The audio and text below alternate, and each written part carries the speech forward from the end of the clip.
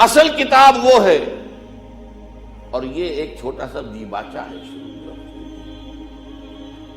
کتاب کے پہلے دیباچہ آتا ہے.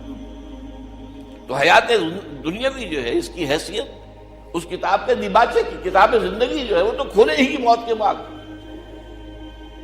سورہ عنکبوت میں فرمایا وَإِنَّ الدَّارَ الْآخِرَةَ لَهِيَ الْحَيَوَانُ لَوْ كَانُوا يَعْلَمُونَ. حقیقت میں تو آخرت کا گھر ہے، اصل گھر، وہ اصل زندگی ہے. اللہم لا عیش الا عیش الآخرہ. یہ جہاد میں قتال کے وقت صحابہ کرام اللہم لا عیش الا عیش الآخرہ، اے اللہ آخرت کی زندگی کے سوا کوئی زندگی، یہ کوئی زندگی نہیں ہے ہماری. آدمی بلبلا ہے پانی کا، کوئی زندگی نہیں ہے. ایک لمحے کا تو آپ کو یقین نہیں ہے کہ آپ زندہ رہیں گے. ہاں بھلائے رکھیں اپنی موت کو، دوسری بات ہے، کیا پتا مسجد سے نکلیں اور راستے میں کہیں آپ کا ایکسیڈنٹ ہو، کیا پتا. لیکن ہم اسے دور رکھتے ہیں، اپنے تصور سے دور رکھتے ہیں. تو اللہم لا عیش الا عیش الآخرہ. اور حضور جواب میں فرماتے تھے فاغفر الانصار والمہاجرہ. تو اے اللہ یہ انصار اور مہاجرین کی جماعت جو تیری راہ میں قتال کر رہی ہے، ان کی مغفرت فرما دے، ان کے گناہوں کو معاف فرما دے. تو اس اعتبار سے اب یا تو وہ کام کرو جن سے تمہاری دنیا کی کوئی ضرورت پوری ہو، ضرورت، یہ نہیں کہ دنیا کی خواہشات جو ہیں وہ تو سمجھئے کہ طول عمل پھیلتا جاتا ہے ربڑ کی طرح معاملہ. ضرورت ایک ہے، تعیش، فراوانی، زیادہ سے زیادہ سہولتیں، یہ نہیں. ضرورت یا تو دنیا کی کوئی ضرورت پوری ہو، اور یا آخرت کے اندر انسان کو اس کا اجر و ثواب مل سکے. اس دو کے علاوہ کسی تیسرے کام کے لیے یہ زندگی کا کوئی لمحہ ضائع کرنا یہ ایمان اور اسلام کے منافی ہے. اس کا مطلب ہے آپ کو آخرت پر یقین نہیں. یہی وجہ ہے سورہ مومنون میں فرمایا قد افلح المؤمنون الذین هم فی صلاتهم خاشعون والذین هم عن اللغو معرضون. لغو کام کہتے ہیں جو بے فائدہ. بیٹھے تاش کھیل رہے ہیں، بھائی کون سی تمہاری دنیا کی ضرورت پوری ہوئی یا تم نے آخرت میں کچھ کمایا؟ اس ایک اصطلاح ہمارے یہاں پیس ٹائم، وقت گزارنے کے لیے مشغلہ. یہ وقت ایسی حقیر شے نہیں ہے، تو اس کا پوٹینشل ہے، اسی سے تو بنا سکتے ہو آخرت کو. اللہ کے لیے اجر اللہ کے ہاں سے اسی وقت کے ذریعے سے کماؤ گے. یہ ضائع کرنے کی شے نہیں ہے.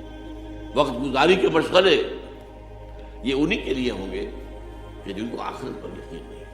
ورنہ کیسے ممکن ہے جو وقت ملا ہے اگر آپ سبحان اللہ والحمدللہ ولا الہ الا اللہ واللہ اکبر اسی کا ورد کیجیے. ہر کلمہ جو ہے وہ جنت میں ایک پودا بن جائے گا آپ کے لیے. وہاں جا کر آپ باغ کاٹیں گے، وہ جو بھی باغ ہوگا وہ آپ کے پاس ہوگا. وقت ضائع کیوں کر رہے ہیں؟